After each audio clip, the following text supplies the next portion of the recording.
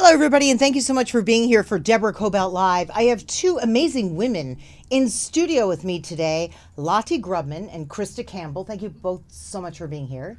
Thank you. You are the founders of Campbell Grobman Films, which you've been in business together since what, about 2011?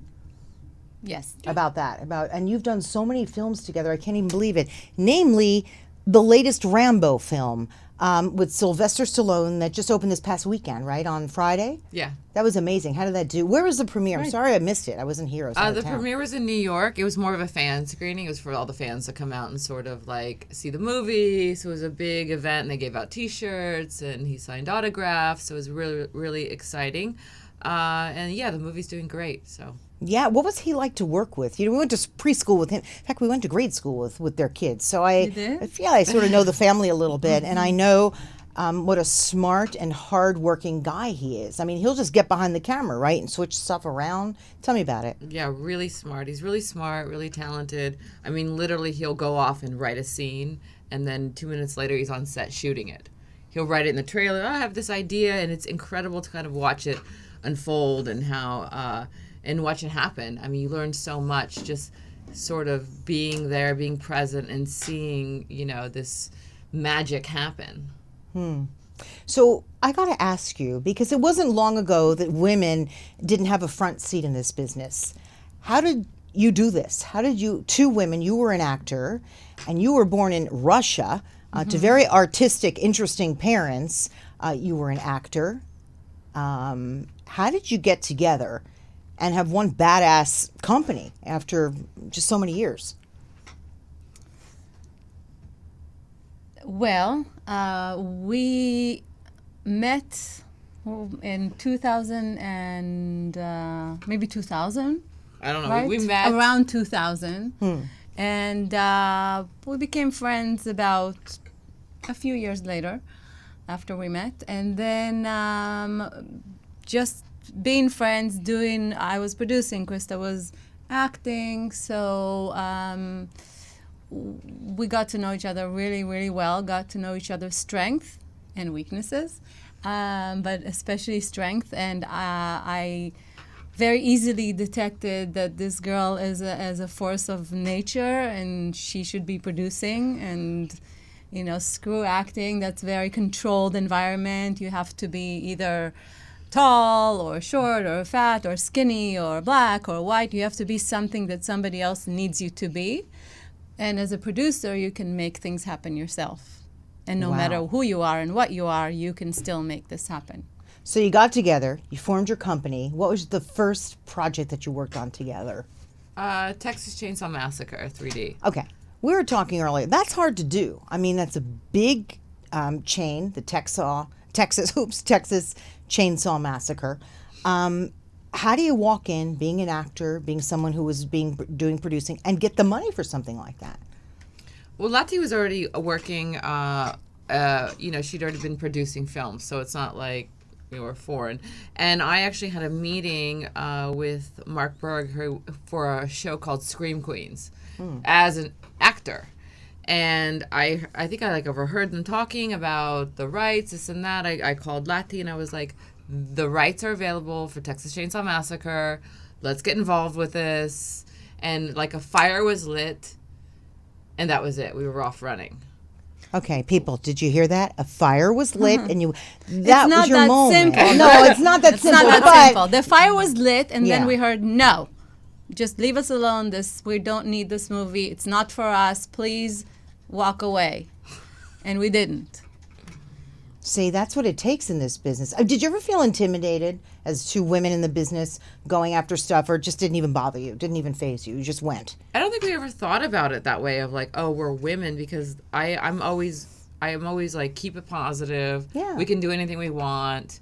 There's no limitations. I mean, we both came from very humbling backgrounds. You know, we both grew up without money. So, you know, it was like our ambition was already lit inside of us. So for us, it was natural to sort of go after something and say, oh, no one can stop us because that's just our dream. So what do you mean? There was there wasn't doubt. We never had doubt, you know? So when you then kept going about Texas Chainsaw Massacre. How did you end up getting the funding and then getting it made? You know, from no to suddenly you've got this big film out there. Well, I think you have to make a case and show that this can actually be a successful movie. It can make sense to the investor. You show foreign sales proof that it to support your opinions, and you just don't let go. And you say, please give us this chance to prove you that this is going to do well. And it's funny because once the movie did well and opened #1 at the box office, I think that was it. It was it. But I think a lot of people took the credit for that. It's always like that, but whatever. But it's not like it was an obscure film. It's still Texas Chainsaw Massacre. So it's not like, you know, we believed in it. We knew it was going to be a success. We just had to convince a lot of other people that to have the same belief as we had. So it was we believed in it and we felt it and we just kept pushing. Wow. So then once it was made, were you like doing the big high five and saying, we're on our way? We're on our way. We got our first big film under our belt. Then what did you guys do? I don't think we had time to celebrate. See? I think we're just busy trying to do the next project, and we're not really involved in our own success and happiness and celebration of ourselves. I think we're too busy for that. That's the hard work in the business. But what I'm saying is a lot of people don't quite realize that, especially people who aren't in Hollywood. They think, God, how did they do that? It seems like magic in a way. You know, for those of us living here, we're a little bit in a bubble. It's like, well, this is how you do it and stuff. But for those people who watch or, you know, somewhere else out in the country or world, and they think, how did they do it? You know, you just answered me, which is you didn't even look at your own success. You just went to the next thing, like in anything. But also, I think, like Christa said, there are so many people involved in making a movie. Yeah. And my neighbor asked me the other day, she says, I went to the movie, there's just so many credits. Who's who does what, who does. Well, there's so many people who pour their hearts into making a movie. So it's kind of unfair that the producers and the actors obviously are getting the Attention? Credit. the TV shows, the Facebook live shows, and at the same time, it's definitely a team effort. You have It's a team everyone effort. from every department that are working very hard. You have line producers, you have CGI people, you have people. Everyone has to come together and work very hard on a movie to actually make it work. Mm-hmm. Do you know who were the first female producers out there? Because again, it hasn't been that long that women have been in charge of filmmaking. You know? No, I mean, I've always had like my idols. I would write down a list of like women that I would want to be like. Who were I they? was obsessed with like Sherry Lansing, and so I would read her book. And God, you kind of look like her. I know. You do? Oh, that's unbelievable. That is a very young Sherry Lansing. That's crazy. I was obsessed with her, and I would read about her because she was also an actress too, and also the other one who used to run, I think, Universal. She died of a brain tumor. Donna. I forget her name, but Anybody she was say no. Sherry Lansing's boss, and she actually turned down Fatal Attraction. Like Sherry brought her Fatal Attraction, she's like, no. So Wow. Sherry had a boss who was also a female. That was, actually, I think was in like Playboy or Penthouse or something. I don't know if that's just a rumor. But so these are women that have made it, that had started from humble backgrounds, that were actresses or models, that just said, I don't care, I'm going to do it.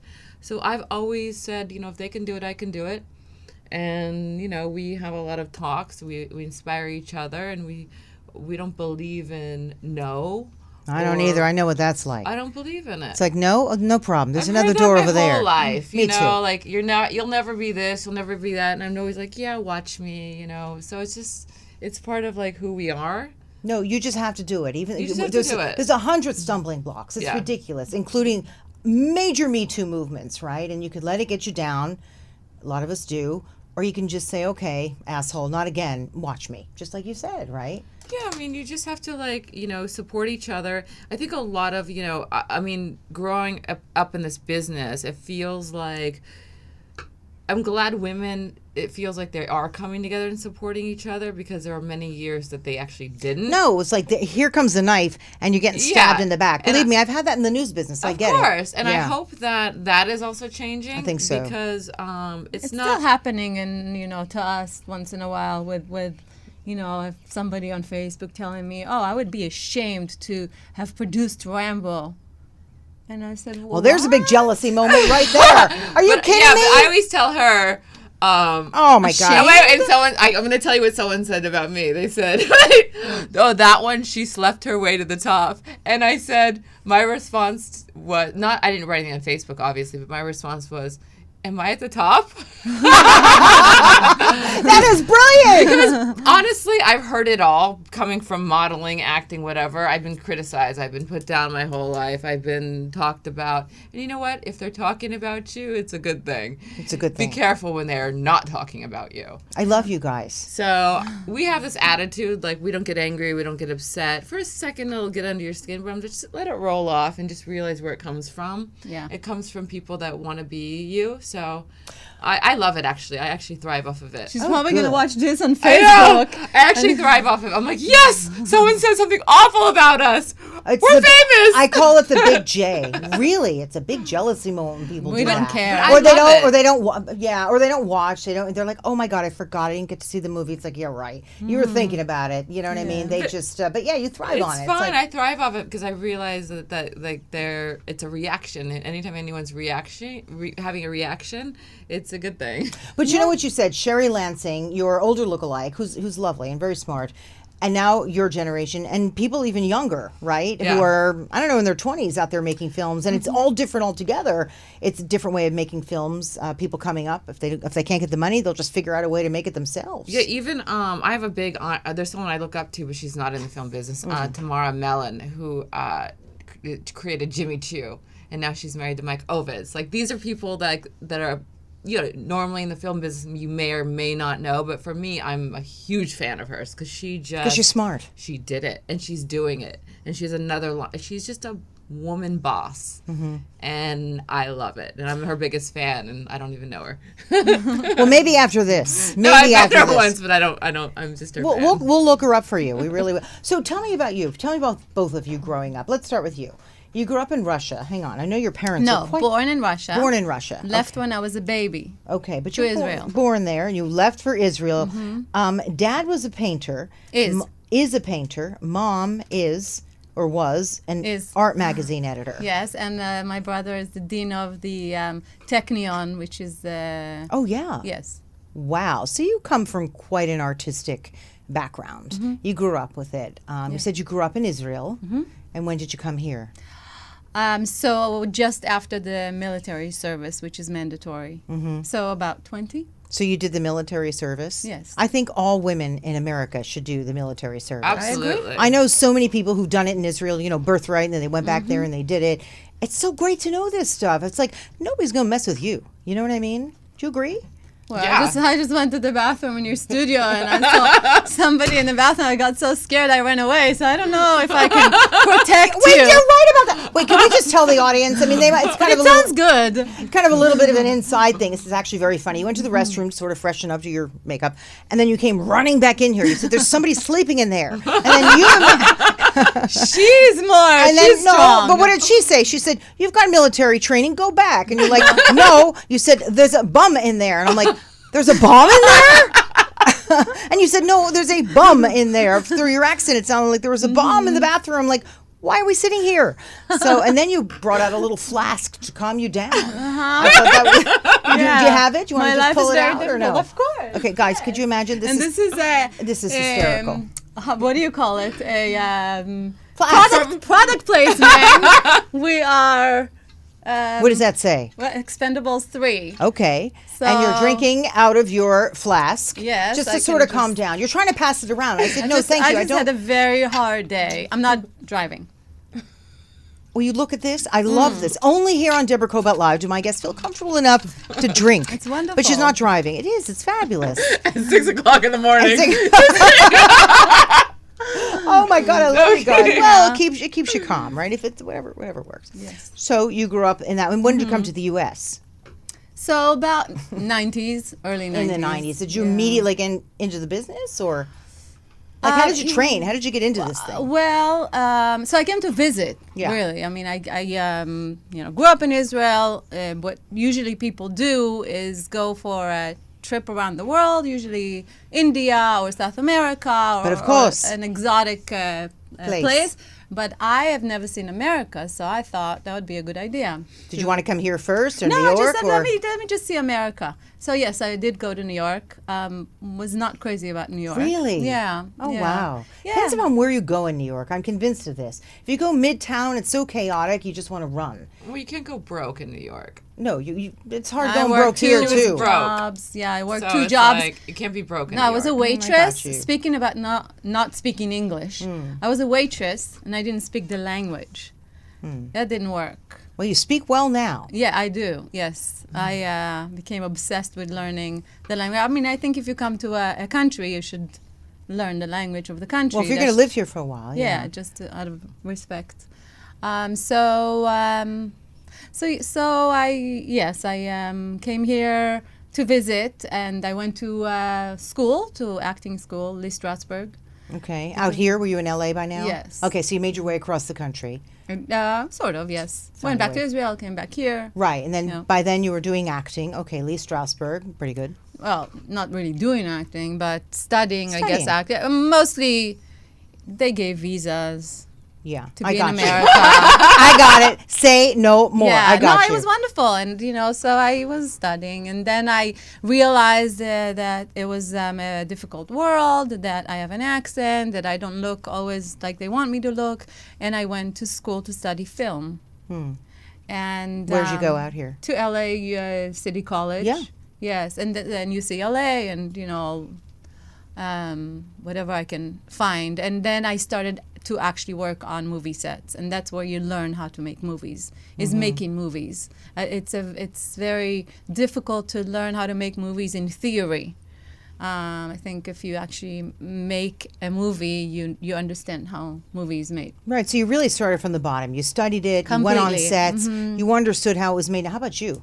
What were you like as a kid? Where were you? Where'd you grow up? I was born in Oakland, and I moved around sort of like Northern California, and I basically, at the age of 18, I landed in LA, came here for a party, and I never went back.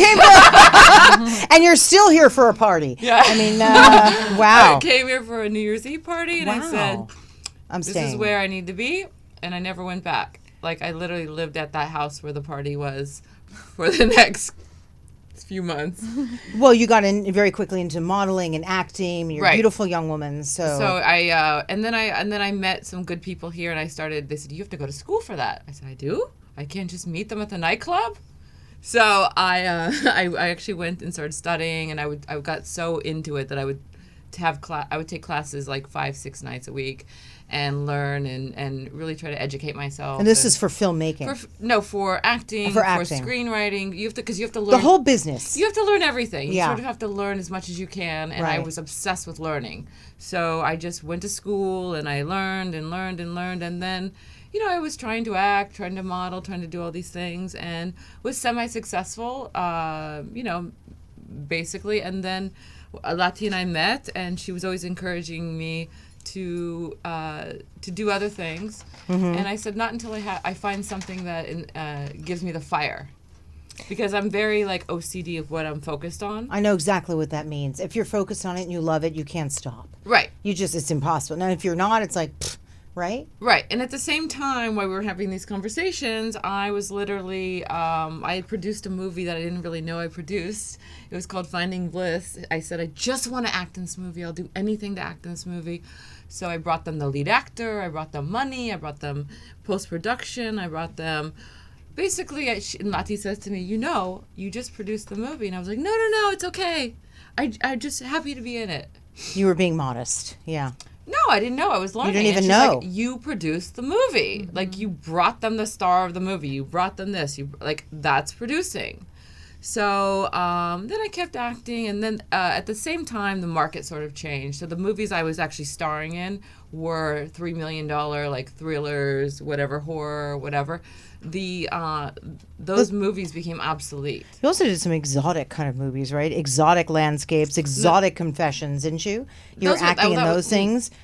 Like when- early on. Yeah. Just and then to you have, did like just to show, Yeah. to be on set, what's blocking, Yeah. where's the camera. I was like, I had one line, like how do I know to find my way? then what? you know. Lonely Hearts. You did a lot. Mozart and the I've Whale. done like 40 movies. That's unbelievable, But yeah. but the market changed. Yeah. At the same time she's encouraging me, the market had changed, so the films I was starring in became obsolete.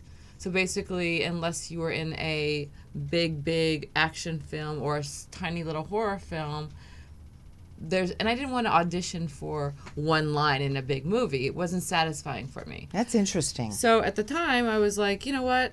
It's just about timing. And it worked, and we got Texas Chainsaw, and I was passionate. I felt the fire, and I just said, you know what? I'm done. Wow. Let's talk about this. You've done horror. You've done action. You've done documentaries, Emmy nominated documentaries, drama, An Oscar. comedy, an Oscar. That's really incredible. I mean, you cross over many different genres. Is that normal? Because I don't even For know. us, it is. For you, it is. For us, it is. That's how we are. So how do you pick your stuff? Do you go out looking for scripts, or is at this point now they come to you? Like, what's the whole process? Both.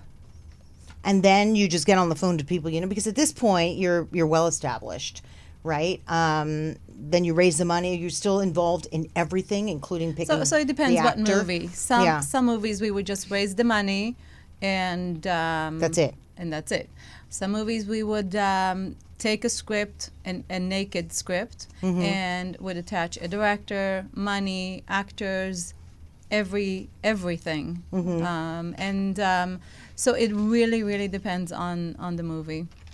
When you just finished up Tesla with Ethan Hawke, one of my big heartthrobs. I think he's such a phenomenal actor. He So is. good. What's his method? What's he like on set? He's amazing. He's like a nice guy. You just hang out and talk to him. He's like super nice, not pretentious, just very sweet. Like Very talented. very talented. So talented. I would love to watch him from afar and see how he does his work. I think he's just been doing it. I mean, he was a child actor, so I think Yeah. it just comes natural for him to get into character and sort of, become these people, and he's really into it. And then you realize, like, oh, okay, he's a real artist. Like you look and you're like, wow, he's really creating magic. Incredible. Angel Has Fallen this past summer with Gerard Butler. Wow. How did that land on your lap? Or how did you go running after that one? That's pretty Well, that's incredible. the third movie in the franchise. So, it's the third one. And for me, I think it's one of the best favorite ones. So, first one and the third one are really, really great. Second one's good. Ours is better. No. What was the budget on that? Expensive. What was it? Because that's got to be just. See, Oh, I look at you girls and it was ladies. under 100, Yeah. so it's Really? not. I'll bet you keep things on budget. Do you run a tight business where it's like, if this is what it's going to be, that's what it is? I just get a feeling from We're you two. trying to, because again, the independent business is not as free as the studios. They can, if they run over budget, they still have a lot of resources to fill it in. In an independent world, we have to make sure, because we make pre-sales. So we already have wow. the sales. So any, and again, it doesn't mean that if the movie needs great music, we're not going to put a little bit more, but it's not $10 million more. It's going to be, $500,000 more, or the numbers are not as humongous, but we still would support the movie. It doesn't mean the budget has to be, right on the number, because you never know what's going to happen. So again, it also depends on what movie. On a tiny little movie, on a tiny little drama, You're begging for money. we can't spend so much. On Angels Fallen, you absolutely can. Right, I understand. Yeah, we've been on a movie before where we were basically just trying to raise and we both have done it. Like Lati's done it where she's on a documentary where literally she's going to her neighbors and saying $1,000 here, $1,000 there, just give me 500. And imagine that credit list. She raised so much money for them to make the movie. And I've been on a movie called like The Bleeder, where I'm like, okay, begging our actor, just do this little beer ad and we'll get a little bit of money here. Can you go to this event and they'll pay us $200,000, and going and trying to raise money just so we can make a great money, because we know that we're about to go over budget and we just need a little extra money, and that the financier won't give it to us. So we're trying to create ways how we can get that money. And you're very trusted now in this business, aren't you, after so many years? But it hasn't been that long. I mean, 2011 you formed together. You know, you literally formed the company. It's like 8-9 years. I mean, not that long in this town, but and all these successful movies under your belt. I mean, it's pretty incredible. You tend to, are you similar people? Because I read somewhere that you tend to go hiking a lot, and that's where you discuss a lot of your business, right? We are very different people. Sorry. Very different. Okay, But who's nicer? It depends. Who's nicer? Who's nicer? None? No, we're nice. We're nice. You're both nice. Who's tougher? But Who's tougher to deal with? And by that I mean in you know, when you're doing negotiations, who's a tougher negotiator? You. I think so. I think Christa is nicer. Oh, so Christa's nicer. You're a tougher negotiator. Who's more determined? Both of you? Yeah, I think so. I might give that one to you. Am I right? I don't know. No, I'm not sure. I'm I mean, trying to people feel say this I'm out. intense, but I just don't really. I don't think I'm intense. No, you're just, People you think know, I'm they always say that about women. I have to say, I don't think a guy would walk No, in. I don't think it's a bad thing. I love it. No, it's a good. I Yeah, agree. I love When it. somebody's like, "Oh my God, you're like so intense." It's like, okay, bring it on. Good. You know? And So people what do you think want? I'm intense, and people are. I don't know why, but they are afraid of me. And I don't know. Not everyone. I'm saying like at I'm work. not. No, not you. I'm saying when we're working, Yeah. it feels like that.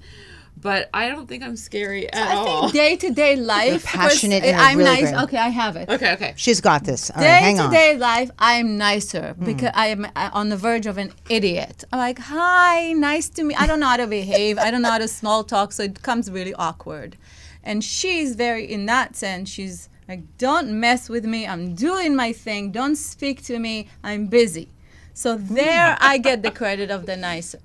But when the situation is very important and you really have to sort of rethink, and if it's business, then she would tell me, Lati, just be nice. You know, this is important for our career. This is important for, just be nice. Let's just think about it and so there, and Yeah, then she she's becomes, right? And then she becomes, you know, nicer and in a very smart way, you know, but day to day, she's very tough. When you're going and doing pitches at studios or wherever to get money, is it mostly men still or women? And do you see a change? Are you starting to see a change in the business with more women out there? Oh, there's definitely a change, and a lot more women are getting opportunities, which is amazing. And we you know, it's exciting. It's really exciting, and yeah, and it only helps us. So Yeah, I mean, it really As wasn't they long should. ago I that. mean, I always kid. I think Christa and I lived the Me Too movement Yeah. since we were born.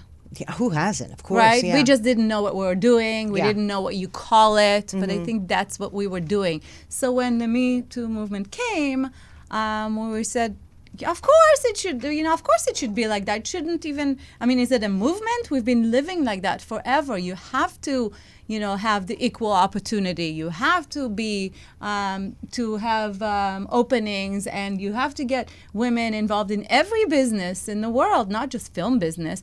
And by the way, not only women. Transgenders, anybody should have People the same of all equal color. opportunity. Absolutely. Everybody. Just everybody across the board. I mean, I don't think it's fair to say, oh, women should have this. Everybody should have the opportunity to do whatever they want to do.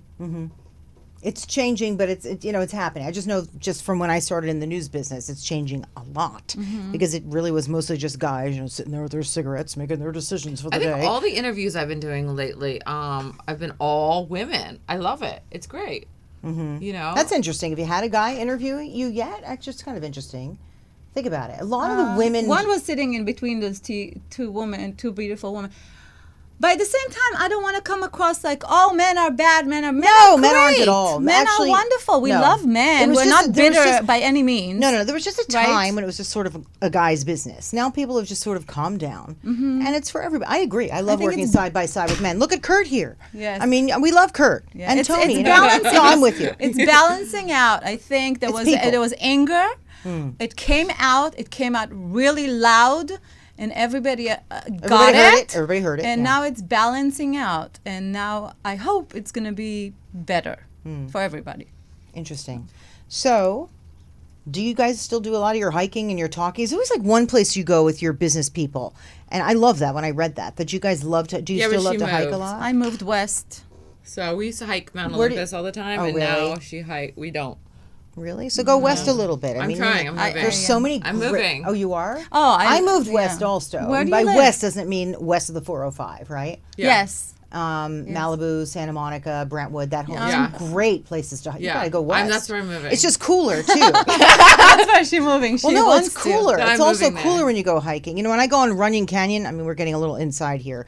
It's so hot over there. It's like, oh my God, I can't breathe. I just need to be closer to my to your partner. Well, I moved there because I have children and the schools are. Are you out in Malibu? Brentwood. You're in Brentwood. Oh, we're neighbors. So am I. We so are? Oh, really? we're Are you on my neighbors. Facebook page?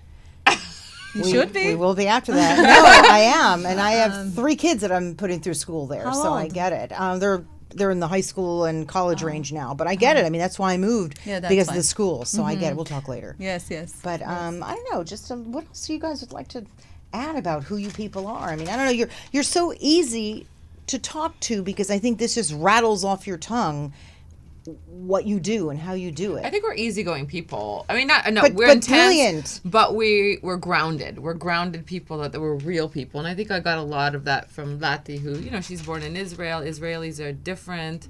I've been around Israelis for a long time, and the behavior is just different. We're very grounded, real people. So it's not like we're living in this Hollywood life. It's really We're not. very if you're, real. If you're serious about your work, you could be selling peanut butter or you could be selling a movie. Work is work, right? But I think it's really important to say also because a lot of people that I know think, oh, Lati has this glamorous life and everything is great and she has those 5 perfect kids and she's a producer in Wait, Hollywood. did you say 5? Yes. You have 5 kids? I do. Wow. Yeah. I thought 3 was a lot.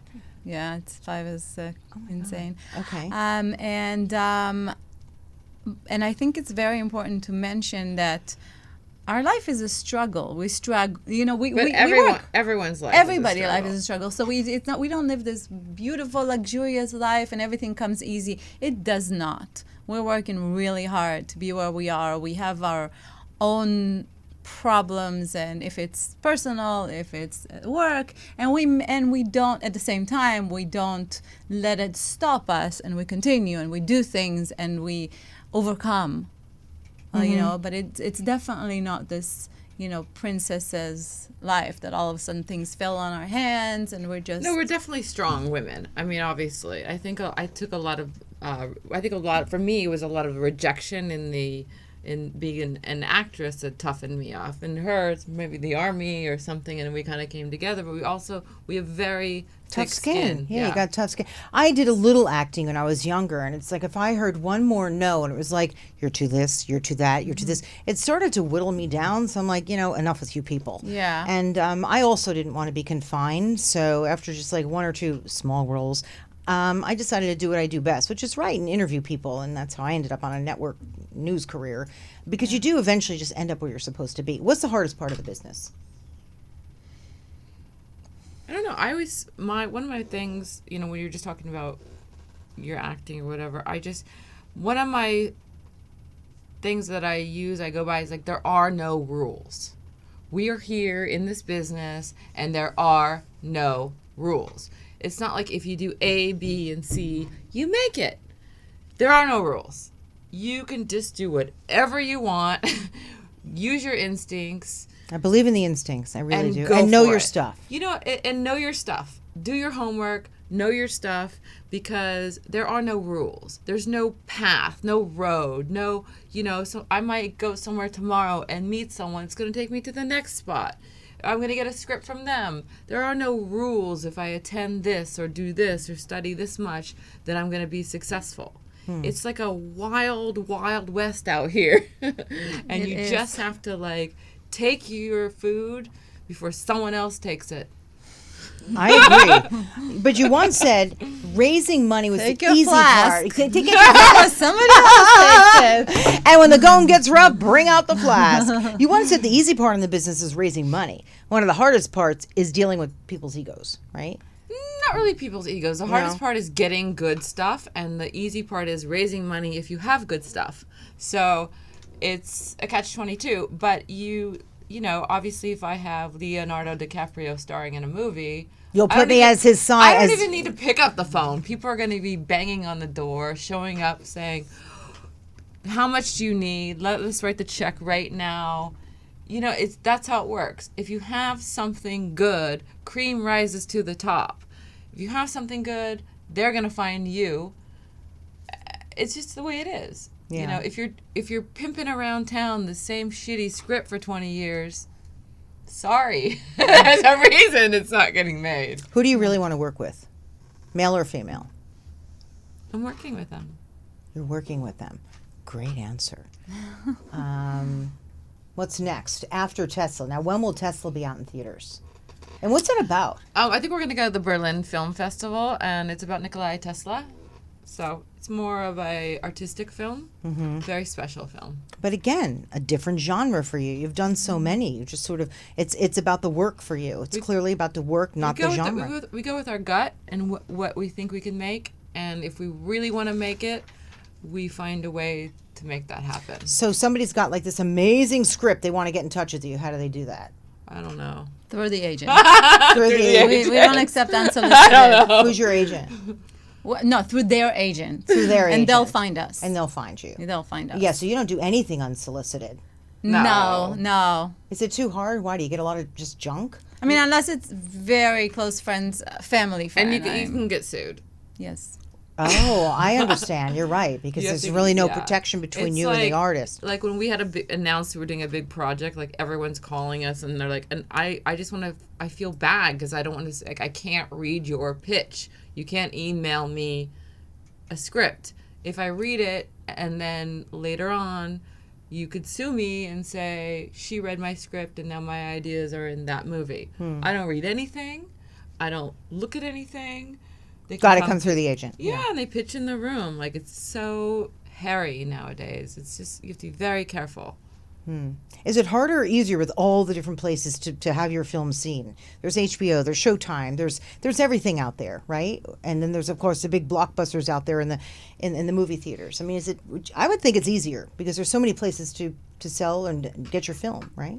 Seen. Well, a lot of it is about the P&A, which is, a big expense. So if somebody believes in it and is ready to put the P&A, then you have a better chance to go theatrical, big theatrical, than, Yeah, so. Listen, if the movie's good, they're going to give you a bunch of money to promote it.